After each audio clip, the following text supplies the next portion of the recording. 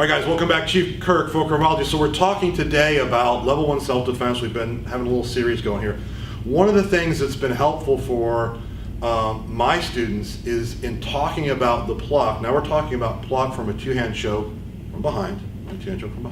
We're talking about how the pluck works and how to visualize or even create tactile feeling, tactile understanding of the pluck. In particular, what I want you to focus on is how do we get our hands deep. Now, for someone who has shoulders that sometimes have range of motion issues, and I'm sure some of you do, this is an issue. The other thing that's an issue is as we lift our hands, this is a sympathetic response, right? So when one hand lifts, the other hand lifts. If one hand stops, the other hand stops, right?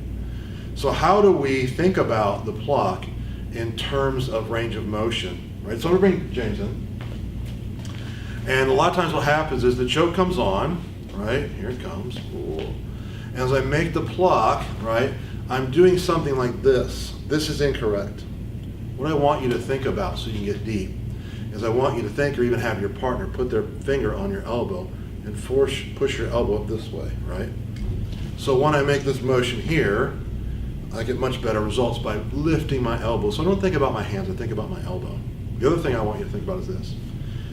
We always put our chin down. When we put our chin down and we contract our abdominal wall, our arms come up, so there's this opposite motion. It looks like this, right? So I can make this pluck going this way.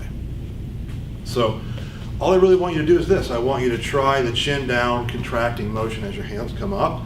Elbows aren't out. Look at the triangle. No. Elbows come in as close as they can go to you so that you can contract down. As you contract down, think about someone pushing your elbows here. So I'm touching the back of my trapezius. I could not do that just by doing this, I promise you. This motion, this thought, the way that this feels and the way that I think about it when I make the pluck is powerful for me in getting my hands where they need to be.